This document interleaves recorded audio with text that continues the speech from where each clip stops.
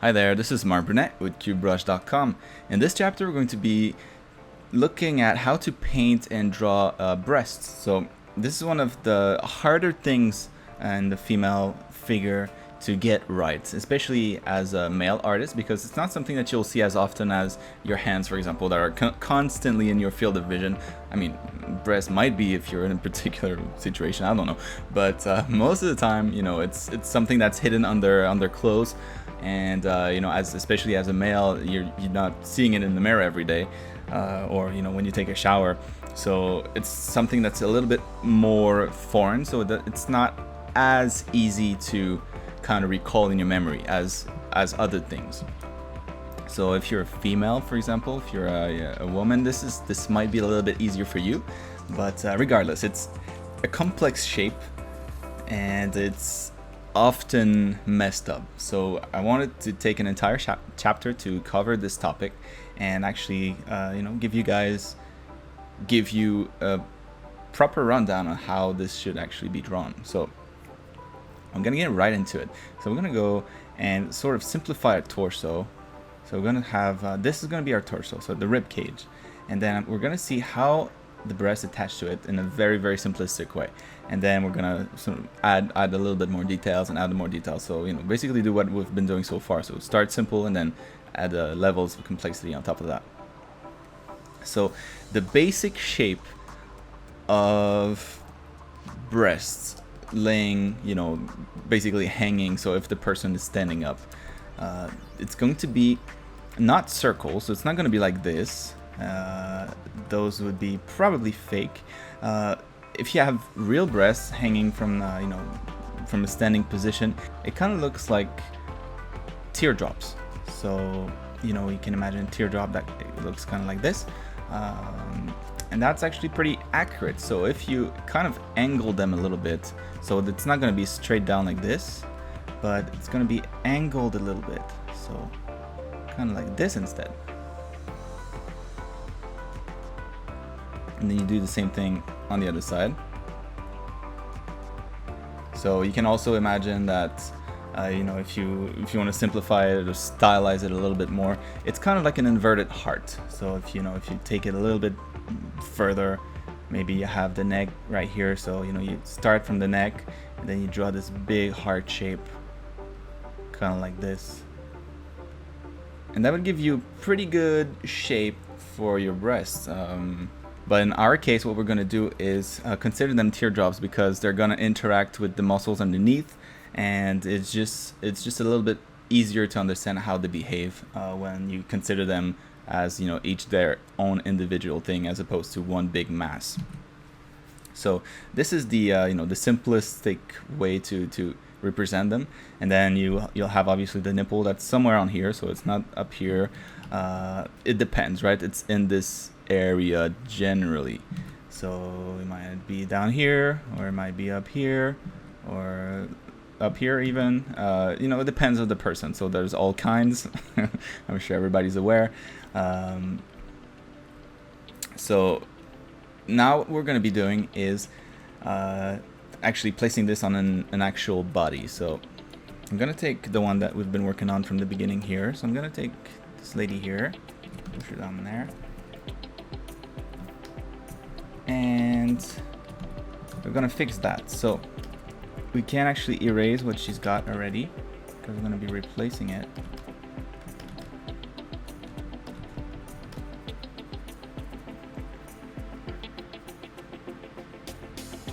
Okay, so now she's got nothing, and this is generally the way I will approach painting breasts whenever I do it. I'd rather have nothing first, so kind of like a blank canvas, and then you can add them on top. I've seen a lot of people do kind of try to add them at the very beginning, or add them kind of throughout, and it makes it a lot harder to understand the volumes for the body, because if we draw the rib cage, so basically it goes like this, and then you have the center here,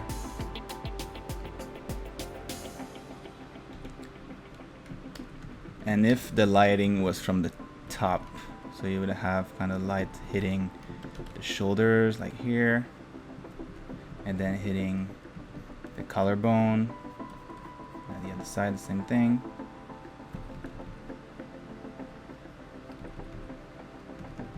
And then the trapezius, a little bit, like this. And then you would have a change of plane right here. So from when the shoulder kind of cuts into the rib cage, you have a change of plane that is kind of like that. So now that we have this kind of blank canvas to work with, now we can kind of add the teardrops that we've been talking about. So the teardrops, they start, if we draw our pectoral muscles really softly so that we can kind of erase them as we go. So you would have the pectoral muscles like this, and then the teardrops pretty much start like at the halfway point. So you take the full height and you go about the halfway point here, and this is where the breast is going to start, and then you can go, you know, as low as as low as basically her knees. But generally speaking, you know, you'll want to have it go just a little bit under the pectoral muscles, or, you know, maybe all the way down to her mid torso down here. So let's go for sort of mid-size ones. And what we're going to do is we start with the teardrop here, and then remember it's angled. So we go like this, a nice teardrop.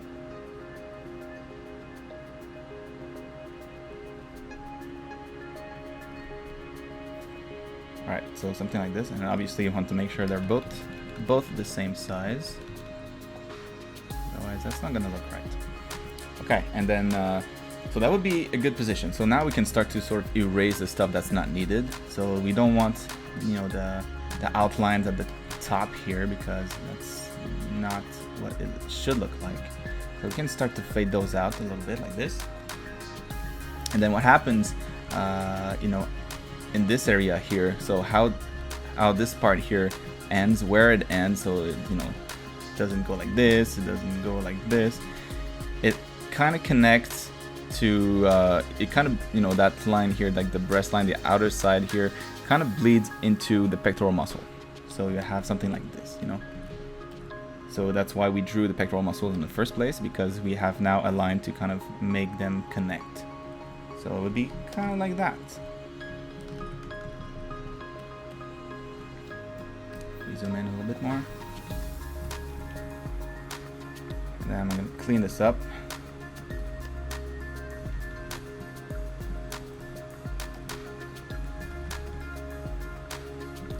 All right, and that would be it. So, you know, those would be very average ones, I would say. And then we can shade them as if they were pretty much balls. So, you know, as we've seen previously, shading a ball, very simple. It makes it something that anybody can really do. You know, there we go. That's how you shade a ball. That's done. So depending on where the light source is, if it's from the top, then your ball is going to be shaded like this. If it's from the bottom, it's going to be shaded like this. From the side, you know, you get the idea. So in this case, as we mentioned here, since we can see the kind of highlights here on the shoulders, you know, our lighting is coming from the top. So we're going to have light hitting here, like the top of the ball. So something like this. And then we can add also the shadows at the bottom. So now we're starting to get this volume a little bit better. And then we can draw the nipple about here. But as I mentioned, this is really up to you. It can be many places. Well, not many places, but it can be, you know, it can vary wildly. And there we go. So in between here, they don't quite connect because, you know, they're not too big. And there we go. So you have something like this. maybe add a little bit of shadow here to emphasize the tear drop shape.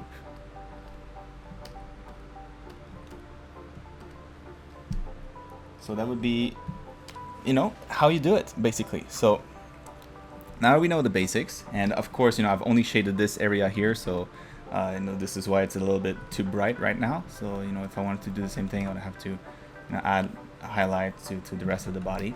But we're not going to do that. We're going to do that in the next chapter. So in the next chapter, we're going to be looking at drawing an entire figure with colors and, you know, sort of applying everything that we've learned so far. So right now what we're going to be looking at is different angles and different sizes now. So we know the basics of how it's created. We know the basic shape and how it's shaded. And now let's push it a little bit, because this is one of those things that can change in sizes a lot compared to, you know, arms, for example. So your arms always going to be pretty similar, but, you know, breasts, they can change pretty dramatically from one person to another. So the first thing first, we're going to be looking at it from the side view, because that's also important. So from the side view, let's say I have a torso like this. I'm going to do the same thing, draw a torso, and then abdomen, and then we're going to have so kind of like the rib cage going like this, and then the stomach digs in a little bit, pokes out again, and then you want to have the hips right here,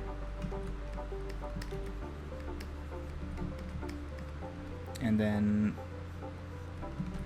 back, then this angle that we've seen in the previous chapter, then leads into the butt cheeks. All right, gonna add a little bit of shading to that to detach it from the background a little bit more. Okay, now we have a nice profile. The belly button would be something like here. All right. So from the side view, you would have something like, you know, this would be kind of like the hole where the arm would attach. So we can mark that as, you know, just a hole. And then we have the pectoral muscle that goes like this and then goes down and then connects in the front with the other side. And then we have the abs here like this, all the way down, right? But we don't need the abs. All we need is the pectoral muscles to know kind of where to start the teardrop. So as we mentioned, kind of the halfway point. So it's gonna start right here. And then from the side view, it's gonna be pretty similar, except you can imagine like the teardrop is kind of dropping against the surface. So it's not gonna be like this. You know, if there's a flat surface, the teardrop's gonna be more like this, right? So, you know, going down like this. And this is exactly the shape of the breast that we want to be looking at. So I'm gonna do this here. So it starts here, it begins here, and then you have kind of the shape like this. So nice smooth teardrop to begin. And then as we remember, that curve here that comes back up right here connects to the pectoral muscle, so in here. So one bleeds into another one, kind of like that. And then we can fill this up like this. And then, you know, the teardrop suggests it's coming back, you know, towards the center. And so we would have something like that, so from the side view. And of course, we don't want to forget the nipple. And the nipple will be kind of like at the, you know, the front here. So basically you want it most of the time facing forward. So it would be right here, as you can see. Or you can have it lower, you know, any place you want, basically in this area would be fine. So I'm gonna have perky ones, and they're gonna be looking like that. So that would be what the breast looks like from the side. So we're gonna shade that also to make sure we understand the volumes properly. So the rib cage, this. And then we have, as we mentioned, kind of like spheres that we want to shade, that we want to keep in mind for the breast shape, breast volumes.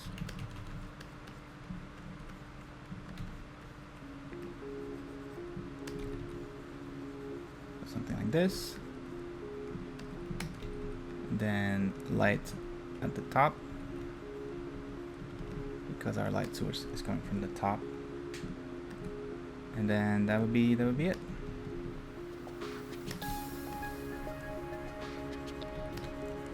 So this is what it would look like from from the side view. So now that we have a nice sphere, now we can dig in here a little bit like we did from the front to emphasize again that teardrop. It's very, very subtle. I don't want this to be too harsh. It's to be super subtle. And then here we go. So that is what it would look like from the side. So of course this looks a little bit strange here without the arm, but you can imagine the arm would kind of overlap like this. So this would be the shoulder right here. So let's draw it real quick just so that.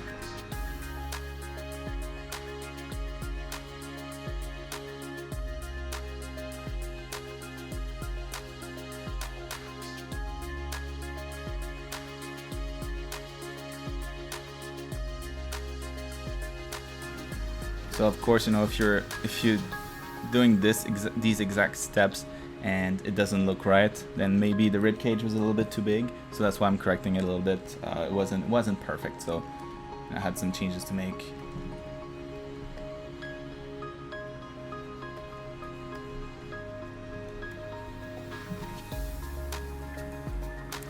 So yeah, it would be something like that. So again, from the side view, kind of like a teardrop like this.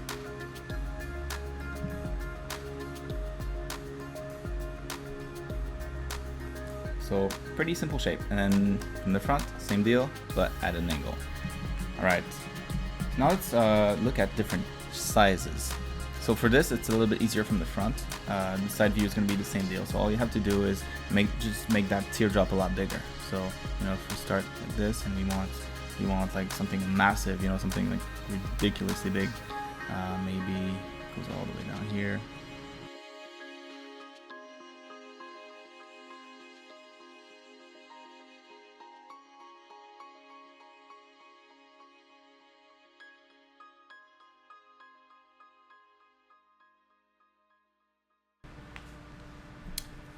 So there you go. So from the side view, pretty simple. And then we're going to do the same thing with the front here. So we're going to modify this one.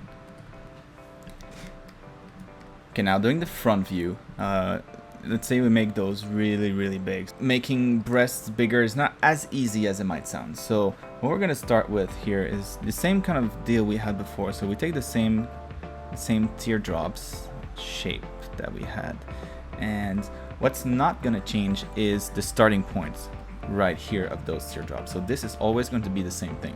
So it grows, it doesn't grow higher or anything like that, unless unless she gets implants or something like this, and then it actually deforms kind of like the real anatomy. But generally, it'll only grow down from there, and it doesn't quite grow, in a nice scalable way. So it's not quite like this. So you can't just make the teardrop bigger like this. Instead, it kind of goes a little bit to the side a little bit more. So it'll grow sideways like this. And then of course, lower also. But basically in the end, if you have something really, really big, what you'll have is that you'll have kind of like two big ovals, kind of like this. So I'm gonna grow those teardrops, to the side a little bit more. So pushing them on the side a little bit more. And then of course you want to grow, towards the center here also. But you'll see the teardrop shape deform a little bit. So they're kind of, let's say the teardrop was like this. Now as it grows, it kind of starts to tilt like this. So you can kind of see the difference. It's subtle, but there's still a difference. So keep that in mind when you're, drawing really big breast. if you draw a really big breast, and of course make sure that they're always symmetrical. Otherwise, it looks a little bit strange, especially from the front view. All right, and now that we're done with that, now we can start shading it again. So maybe we could have went even bigger just for the sake of this example, but you get the idea. So all you have to do now is just scale this up even more if you wanted that. But so now we're gonna add the shading at the bottom here, and then add the highlights coming from the top, so we can fade those lines again. Then one thing to know also is that the unless she's getting fake breast implants, the nipple will tend to shift down a little bit, as opposed to if she had really small breasts. So it might land kind of more like this instead. So the bigger they are, basically, it's just the harsher the lighting is going to be on them, because they create more shadows and they catch more highlights, basically just because of their sizes. So what I like to do when I do the highlights for this is I take the point where the nipple is and kind of adjust the lighting based on that. So we're gonna have nipples kind of be right there, and then it goes like you take the point here, and then you kind of do the shading, starting from that point here. So the nipple is gonna catch a little bit more of the highlights, and then when it joins in the center, we can have our line like this. And then when there's a change of plane, so right here we have kind of like the two big balloons connecting, the two big spheres connecting to the kind of like the flat surface of the torso or the rib cage. That creates a change of plane, and then that means that you'll see that change here. So it goes from being round to being flat. Oops. So that's how we draw. That's how we emphasize that change of plane.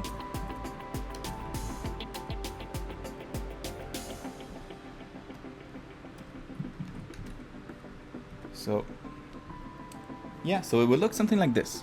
So of course, you can spend a little bit more time to just make sure everything looks nice and smooth. And this is what it would look like if she was naked. Often when you draw a character, that's not the case. So the character is not going to be naked. She's going to be wearing some kind of clothes and probably a bra. And what happens then is that the shape changes a little bit, because the bra just kind of pushes the two breasts together. So you'll have, they'll be pushed toward the center like this, closer together, meaning that this line here is going to get a little bit more intense. So the change of plane, instead of being like kind of like the smooth change like this, maybe it will become more like this, something a little bit more intense. So it means that you're going to be catching a little bit more, a little bit less light in the center here. There's going to be a little bit more shadow, and the connection point is going to be a little bit bigger. So what we're going to do is kind of push those together.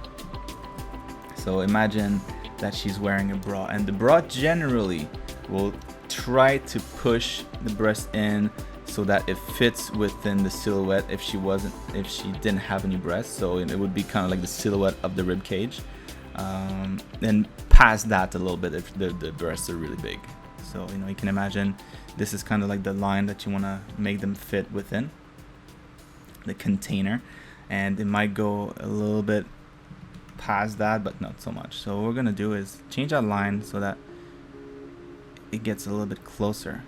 And then when you have a bra, the shape changes from a teardrop to more like a ball, like a balloon instead, because it's artificially being pushed together. So what we're gonna do is just change that shape so that's closer together, kind of like more like a circle, like a sphere.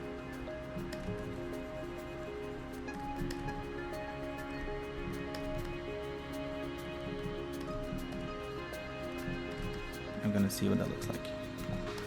So you can erase, you know, all the detail here and turn it back into a sphere so that it's easier to shade.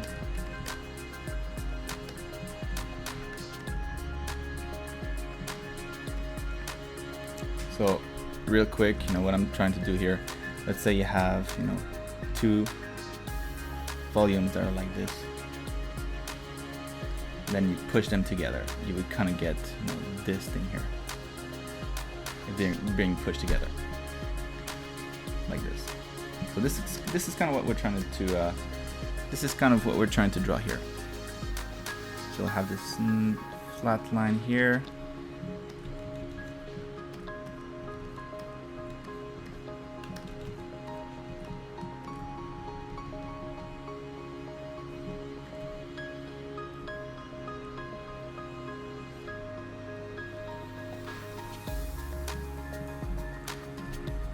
Okay, now we're going to be adding the shading back in.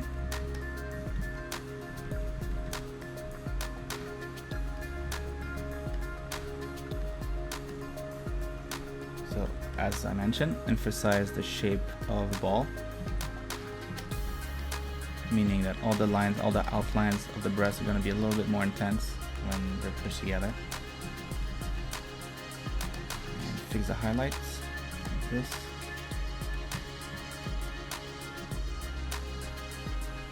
Emphasize also the change of plane, so all the contrasts are going to be a little bit higher, basically.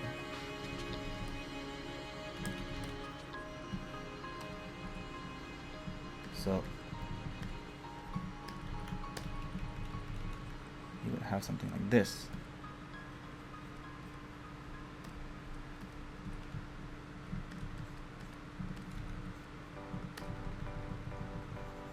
So I'm going to emphasize the change of plane on this one breast, on this one side. Try to get rid of that black.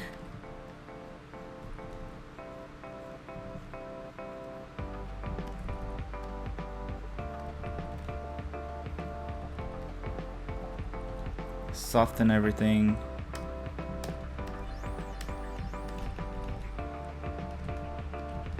And there we go. So when you have, you know, a bra like this, when it pushes the breast together, you're not going to see the nipple so much because they're most likely going to be hidden underneath. So something like here. So yeah, it deforms into more of a the shape of a ball. And then you can erase the side here.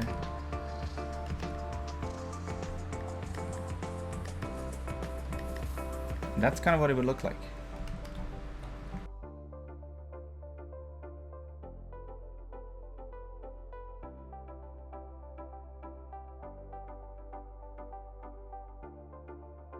So there you have it, both next to each other. So pressed together with a bra, something that you're probably going to see most of the time, and then without. So this is more like a natural version. So as you can see, if we simplify everything to their simplest shape, and it makes everything easier when it comes to, you know, drawing them and then shading them. So while it is a difficult part of the body to draw properly, you know, if we approach it this way, it should make the process a lot easier. So for the next chapter, I'm going to be doing an entire character in an interesting pose from start to finish. Let's get to it.